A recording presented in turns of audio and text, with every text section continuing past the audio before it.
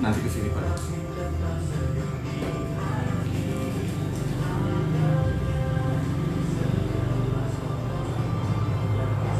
Pada dulu itu, jadi tua-tua di sama itu.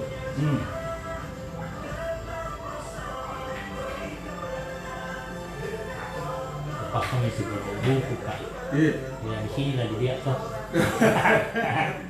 Udah kasih kakak tua tak.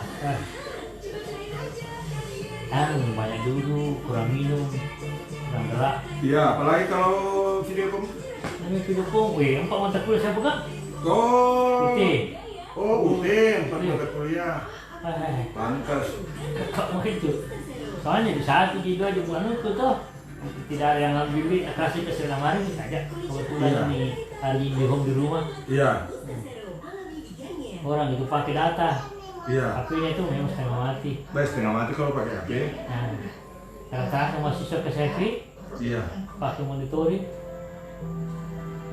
Apa boleh buat? Udah 4 kali pertama. Aku masak kok, tapi kan kamu udah. Kata Bunda, Pengalaman ini dia. roti kuatan kuat. Penuhi nutrisinya dengan Dental Fortigro saat sahur dan sebelum tidur. Mau dia ke sekolah, tidak di rumah saja. Di sekolah ibu bagus itu. Saya bilang, kok ada nutrisi 20 lebih? Kecuali tidak bisa ya. Ya, kecepatannya. Biasa juga pikun dari provinsi, dari Jakarta. Begitu mah sedang. Jadi serba online. Terbang daripada tidak ada juga namanya. Kalau di kota saya kira di sini ada masalah, tapi kalau di sana itu di Rompong itu di Walang itu di gunung. Jaringan tidak ada. Ada di sekolah saya Pak itu keluar di kantor itu baru ada.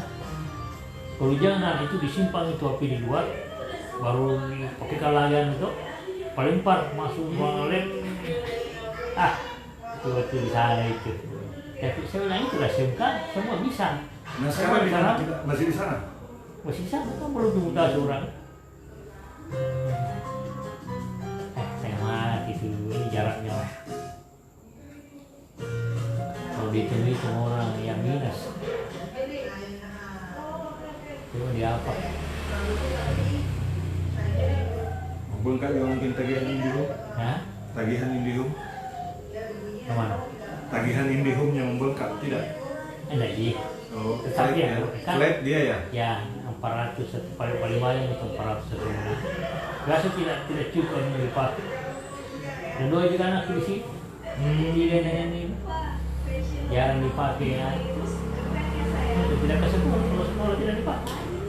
Kalau mau silaturahmi ke teman-teman yang merayakan Lebaran atau halal bihalal, keren deh. Oke, coba ya.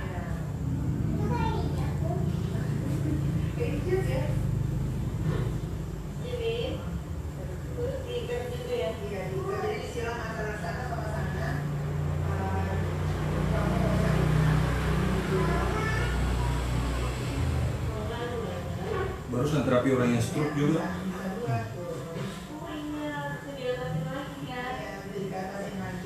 Ada juga datang kemarin yang propolis jualan apa gitu ya, madu Herbal ya? banyak juga saya beli di mana modelnya. Ya iya, banyak sekarang yang jualan herbal apa saja.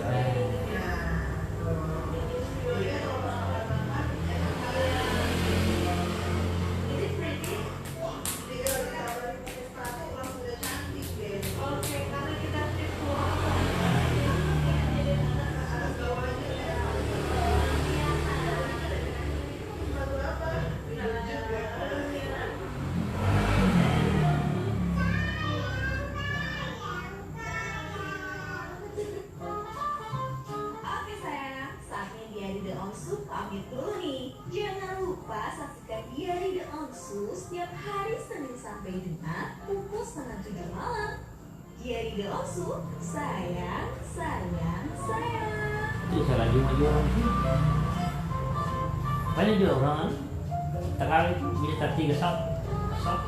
Jarang saya buat terawih. Rawi ya. Cuma kalau saya masjidnya di pinggir jalan. Banyak orang juga.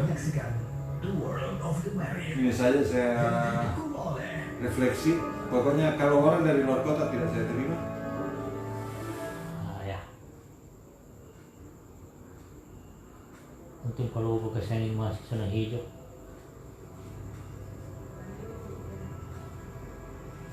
Yang mau orang datang jadi mau bawa virus. Padahal kalau datang lagi tamunya dari Cina ini. Bulan Juli katanya datang Di mana? dari Cina. Dari Morowali itu TKN-nya karena kerja.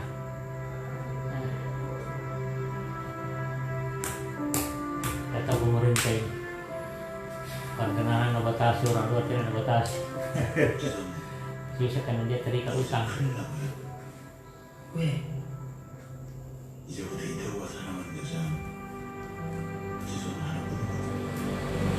Bagaimana kabarnya Bu Haji?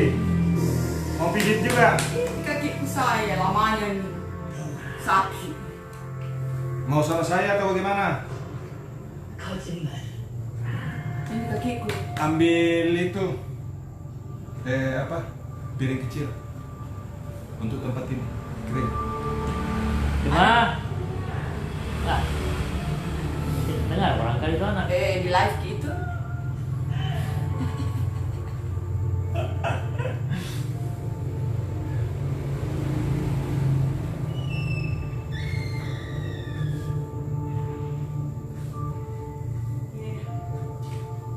Tidak mendengar dipanggil kok. Piring kecil. Ada piring kecilnya. Oh,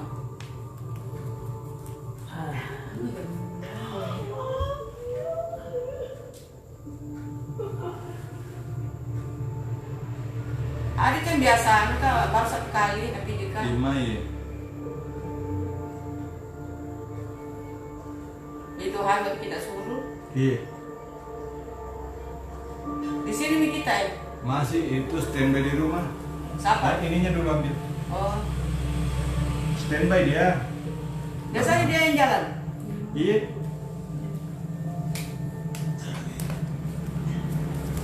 Itu tinggal tinggal di mana? Oh iya. Air putih.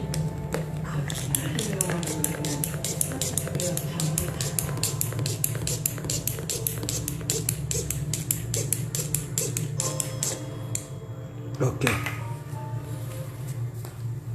Cukup itu kalau saya. Cukup. Haji. Kalau pakai itu tidak terlalu Coba ada mas. kalau pakai itu semua. Semua.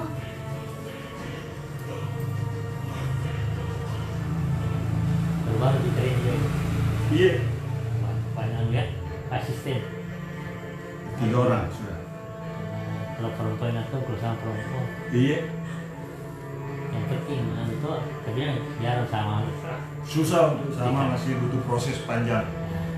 Jadi kalau mau yang betul sampai nangani penyakit itu, Ya. kalau ada tukang pijit yang baru 1-2 tahun belum bisa tangani penyakit itu yang serius.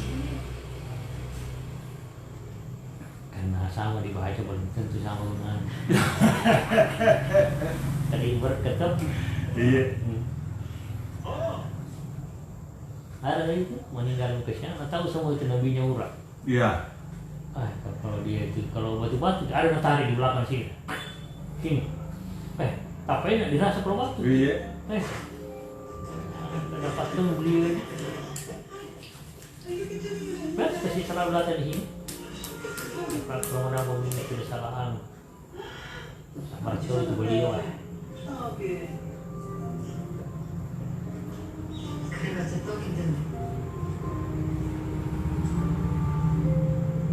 Tahu kan yang ada di itu induk kaki wah. Belum selesai itu Pak Haji. Saya nggak nih, harus siapa itu propolis. Saya siram tuh, tak makan tuh polisnya. Kita, kalau saya kasih edukasi, kalau saya kasih rusin, 1 minggu itu, alhamdulillah kurang. Ternyata infeksi. Hampir saya Infeksi di dalamnya itu. karena ada kuku masuk terus. Iya. Jadi kapan bergerak? Ya, luka lagi.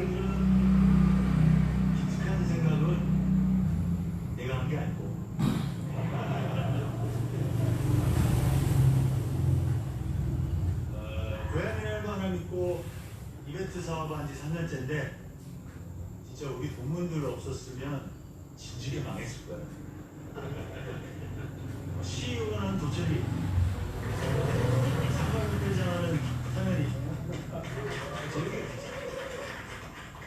회계 업무 도와준 재혁이 특별히 고마워. 그렇습니다. 그렇습니다. 마음에 드는 소리 집어치우고 기왕 할 거면 진짜 고마운 사람 딱 한 사람한테만 해. Pada 4 Mei 2016 silam, kepolisian berhasil mengungkap penyelundupan.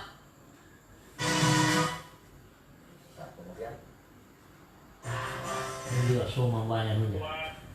Karena dia multi-level juga. Setelah Fabric Spray, OFF-nya 99,9% kuman bau apel. Stella.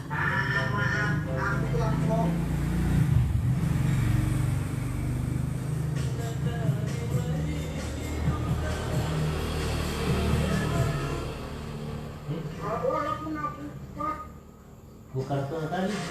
Ya. Nyanyi dulu kali. Yang jelas saat ini kemampuan Indonesia dalam mengetes sampel COVID-19 PCR masih fluktuatif. Kalau masih fluktuatif, bagaimana kemudian skenario pemerintah meminta warga yang berusia di bawah 45 tahun untuk kembali bekerja akan dijawab kemudian sesaat lagi. Jangan kemana-mana saudara, tetap bersama kami di Sapa Indonesia Malam. Pak bukan begini lagi. Di ruang kalau kembali.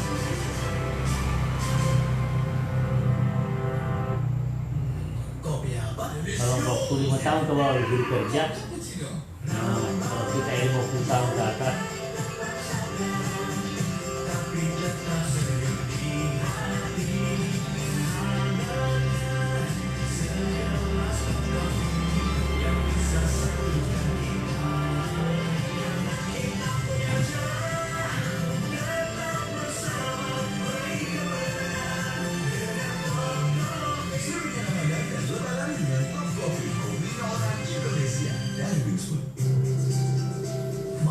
Pandemi corona saat ini, mari satukan hati, ikuti aturan pemerintah dan lakukan pola hidup sehat.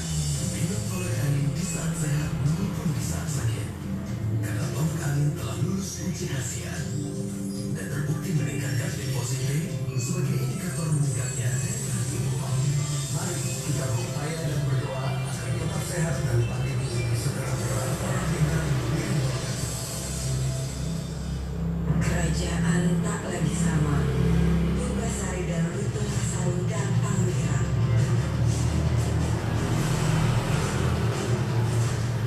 Semua mereka bebaskan dari kutukan. Kebaikan bersatu, kekuatan jahat bisa dikalahkan. Udara menjadi baik lagi, semua pun berbahagia. Paling saat lebaran, wajar.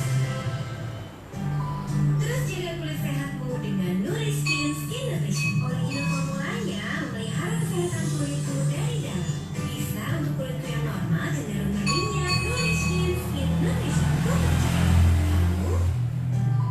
Terus jaga kulit sehatmu dengan Nuriskin Skin Nutrition. Original formulanya memelihara kesehatan kulitku dari dalam.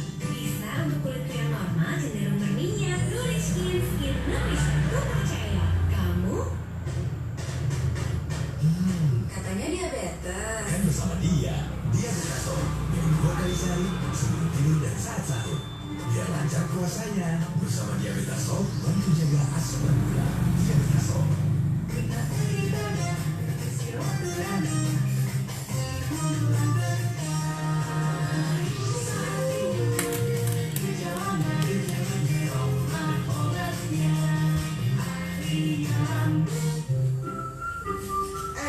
Udah buka nih.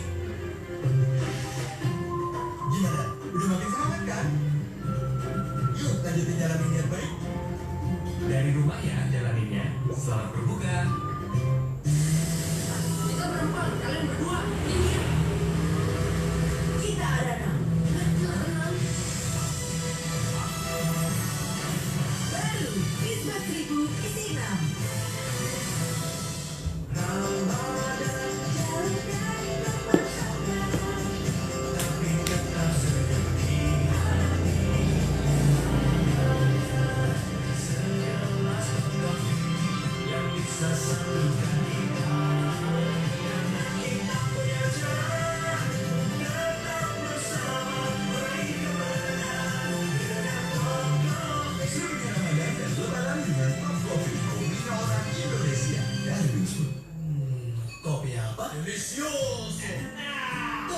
Deposito.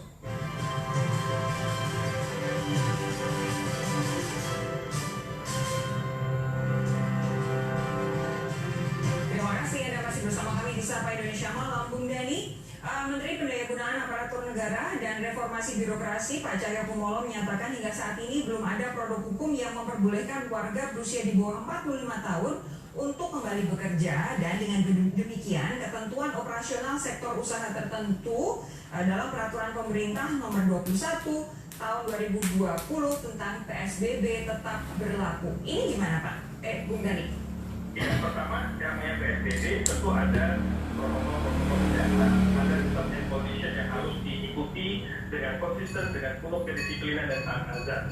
Nah, yang kedua, persoalan mengenai rencana untuk mempekerjakan usia 45 tahun ke bawah dengan sebuah pertimbangan-pertimbangan yang juga logis dalam rangka menghidupkan kembali sektor-sektor produktif, sektor-sektor produksinya yang tadi saya sampaikan bahwa tidak bisa dipisahkan dalam aspek ketahanan kesehatan nasional. Nah, namun demikian, karena memang kita lagi mengevaluasi dengan detail dengan berbagai pendekatan ilmu termasuk ilmu kesehatan, maka apabila ke depan akan diberlakukan mempekerjakan yang berkembang ke bawah ini, tentu juga akan mengikut sertakan protokol-protokol baru yang tidak menggunakan protokol yang sekarang bagi yang bekerja. Jadi pasti akan ada protokol baru. Namun itu akan ditempuh keputusan tersebut apabila ada beberapa prasyarat-prasyaratnya. Jadi tidak benar, saya katakan sekali lagi bahwa tidak benar bahwa kita akan melakukan penurunan status PSBB dalam waktu yang singkat ini. Tidak. PSBB terus dievaluasi, dimonitor di daerah-daerah tertentu yang eskalasinya masih tinggi, tentu implementasi akan diperketat. Nah, di daerah-daerah tertentu yang memungkinkan ke depannya terjadi relaksasi, maka kita akan turunkan tim ahli-ahli public health, epidemiologi untuk melihat bagaimana tren penurunan ini dalam kerangka Bung Dhani, tapi kalau produk hukum dasar perintahnya belum ada, lalu apa dong nanti guidance untuk baik pemerintah pusat maupun daerah? Loh, kan ini masih mengkaji, Pak. Ini semua masih mengkaji. Nah, setelah dikaji, dievaluasi, kita harus membuka, atau kita dapat membuka beberapa sektor-sektor penting yang produktif, yang jadi angkatan kerja produktifnya banyak. Oke, baru dikaji. Nah, setelah dikaji, kemudian nanti aparat penegak hukum nanti mempertimbangkan, kalau gitu nanti payung hukumnya seperti ini. Nah, karena sekarang kan hasil kajiannya juga ada sektor mana yang mau dibuka, yang ditutup, kan belum ada. Nah, kita akan bekerja secara paralel. Setelah pengkajian ini beres, maka sebagai payung hukumnya tentu pasti akan dipikir oleh pemerintah. Pemerintah berpikir sangat multidimensi, multi aspek untuk menjaga ketahanan kesehatan nasional kita dan juga memastikan bahwa perekonomian ini tidak kita eliminir lah terjadi resesi yang berkepanjangan. Bung Dhani, itu ekosistem yang dipikirkan oleh pemerintah. Tapi kalau kemudian kemampuan kita mengetes sampel untuk penderita COVID-19 PCR masih fluktuatif. Ada kemarin sempat dibanggakan sampai dengan 9.000, nyatanya Pak Presiden sendiri bilang baru rata-rata 4-5.000. Ini kan masih jauh dari target 10.000 per hari. Kalau kemampuan kita untuk mengetes sampel PCR saja masih sangat rendah, lalu apa strategi yang akan dilakukan kalau kemudian nanti pemerintah berkehendak usia 45 tahun atau lebih muda kembali bekerja? Ya, makanya tadi saya sampaikan bahwa ini adalah banyak prakondisi. Yang banyak prakondisinya termasuk tentang alat tes yang bisa dilakukan secara masif. Alat tes ini Presiden menargetkan 10.000. Kemarin sempat di angka 8.000, mendekati 9.000, kemudian turun lagi. Nah, ini kan juga kita harus lihat di mana kendalanya. Kenapa kok tingkat kecepatannya belum sampai ke angka mendekati 10.000. Ya kan? Ini kan harus dijaga. Tinggalnya yang sakit cuma di area sini aja. Supaya per hari bisa terus 10.000 gitu. Jadi ini kita kan di lapangan ya. Di lapangan itu kita menemukan kondisi-kondisi real di lapangan yang mana itu tidak akan banyak terjadi gap di lapangan dan banyak faktor. Tapi kan kita tidak boleh kita menyalahkan di sini, menyalahkan tidak. Pemerintah harus cari solusi dan terus mencari solusi. Begitu alat tes kurang tidak pemerintah datangkan PCR. Oh, regennya nggak ada regen, maka pemerintah minta. Ini pakai salon pas lagi. Untuk memproduksi Sama Pak Polis nih. Ini tempat itu.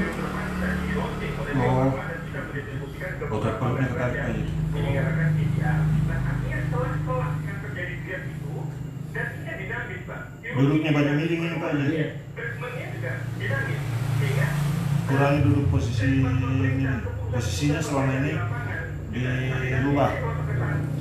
Ini ada posisi duduk yang salah gitu. Nah ini tidur dia. Nah ini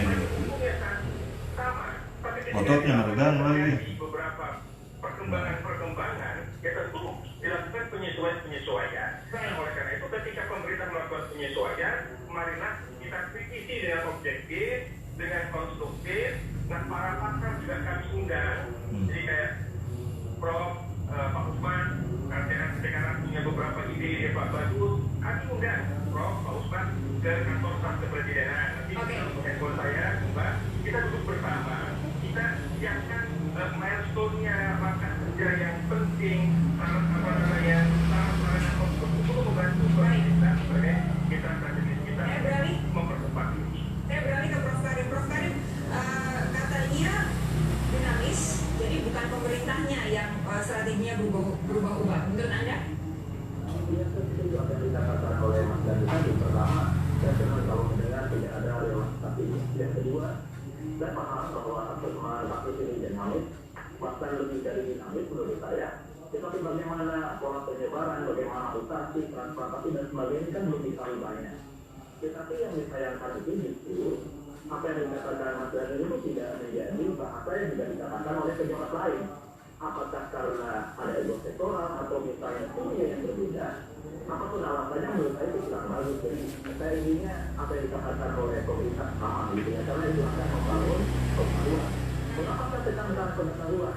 Karena pengetahuan tentang melonjak tentang COVID ini, tentang penyebaran, tentang efek dan lain-lain itu berpengaruh terhadap persepsi masyarakat tentang bahaya penyakit ini. Semakin bagus pengetahuannya, maka semakin tinggi persepsi tentang risikonya. Dan kalau persepsi tentang risikonya tinggi, maka mereka akan berpikir tetap di rumah, pakai masker gitu ya, menjauhi kerumunan dan lain-lain. Tetapi kalau mendapatkan pengetahuan yang kurang baik, itu berbahaya. Contohnya itu, tadi untungnya masih dikaji. Kalau benar mereka yang berusia di bawah 45 tahun, bolehkan mulai bekerja. Ini akan menjadi pengetahuan baru bagi warga. Dan ini akan mengurangi tingkat risiko yang dirasakan oleh warga. Mengapa begitu? Karena warga akan menganggap ancaman yang datang dari COVID ini sudah berkurang. Buktinya sudah dilonggarkan, buktinya tidak boleh bekerja. Padahal nyatanya kasusnya masih sangat tinggi. Jadi menurut saya harus tetap dilakukan kajian ini sehingga tidak ada kesan seperti tarik mundur kayak masih gitu ya. Tapi ya ancaman yang kita hadapi ini nyata. Harapan kita juga sama, ingin segera kasus ini berakhir. Kita tidak boleh pesimis. Kita harus tetap optimis. Nah, optimisme itu antara lain dibangun oleh imunitas tentang pengetahuan, imunitas tentang informasi, dan keyakinan bahwa kita berada pada track yang benar, sehingga harapan kita itu tidak menjadi angan-angan. Karena itu, tantangan yang kita hadapi akan ancaman sangat serius. Mudah-mudahan ini menyatukan kita, bukan hanya menyatukan kita di republik yang berpulau-pulau ini, tapi menyatukan kita di dalam kesamaan. Ya, kebersamaan di dalam makna tentang betapa seriusnya ancaman COVID ini, betapa pentingnya mengambil tindakan segera. Saya memahami dilema yang dilakukan oleh pemerintah antara mengatasi COVID-19 dan menyelamatkan perekonomian. Tetapi kalau kita melihat bukan persoalannya, ekonomi kita melemahkan karena ancaman COVID. Harus fokus, selesaikan COVID-nya, selesaikan ancamannya, selesaikan akar persoalannya, nanti lama terus ekonomi akan membaik. So, kalau dua-duanya ditangani tidak akan fokus gitu. Dan sampai kapanpun ekonomi tidak akan membaik kalau COVID-nya tidak selesai, menurut saya begitu. Ini yang akan saya tanyakan juga kepada Bung Usman. Bung Usman, masa iya negara kemudian tidak boleh untuk bagaimana caranya mengupayakan supaya roda ekonomi berputar kembali? Bung Usman? Melalui menteri ya? Halo? Silakan. Melalui negara harus diingat ketika melalui Menteri Keuangan Sri Mulyani itu memproyeksikan 95.000 kasus infeksi yang akan terkonfirmasi pada akhir Mei, pada akhir bulan ini. Yang kedua adalah peringatan dari para peneliti yang independen dari Universitas Indonesia yang memprediksi sekitar 1,7 juta infeksi dengan 144.000 kematian. Nah ini yang tadi dimaksud saya kira oleh Prof. Karim juga seriusnya ancaman COVID ini. Yang ketiga adalah saya kira soal ekonomi itu terbagi ke dalam dua hal. Yang pertama kekhawatiran kontraksi ekonomi sampai 0,4% yang bisa membuat 9 juta orang kira-kira akan jatuh pada kemiskinan gitu. Bahkan sekarang ini survei juga menyampaikan satu gambaran yang lebih kelam, yaitu 25% orang dewasa atau sekitar 50 juta orang itu dilaporkan mereka sudah tidak bisa lagi memenuhi kebutuhan harian. Nah ini yang menimbulkan kekhawatiran akan tercipta semacam kerusuhan di perkotaan. Nah ini yang saya kira benar-benar harus diorientasikan pada akar masalahnya, yaitu pada COVID-nya. Nah di sini persis pentingnya mendengarkan para asosiasi medis, dokter terutama. Kenapa? Karena mereka lah yang selama ini sangat kelelahan dengan stres, jam kerja yang panjang, resiko terpapar virus. Bahkan mereka sampai berapa hari lalu juga dalam pertemuan dengan kami secara online itu menyampaikan masalah lain, misalnya soal tes PCR yang tadi disebutkan oleh Mas Dhani. Soal pelaporan hasil tes PCR ini itu memakan waktu 10 hari hingga 2 pekan yang juga menimbulkan kerentanan untuk penularan dari orang yang melakukan tes PCR tapi belum tahu apa hasilnya. Nah yang terakhir yang saya katakan juga adalah pemerintah kan mengklaim bahwa telah melakukan screening secara gratis. Kenyataannya dari laporan yang kami dapat, misalnya untuk para tenaga medis dan pekerja kesehatan di rumah sakit, screening itu masih sulit dilaksanakan oleh mereka dan berupa tidak gratis. Jadi ini yang saya kira harus dibenahi terlebih dahulu. Oke, Bung Dhani begini, ada beberapa pendapat baik kemudian di media sosial maupun secara pribadi begitu kepada sejumlah wartawan dari beberapa ahli yang kemudian menganalisis bahwa pernyataan pemerintah mengizinkan usia di bawah 45 tahun untuk bekerja kembali ini sama dengan mendorong strategi herd immunity. Apa tanggapan Anda soal pernyataan yang demikian? Ya tentu setiap pendapat apapun yang menyangkut hal ini ya tentu kita respon dengan positif. Dalam arti pemerintah kan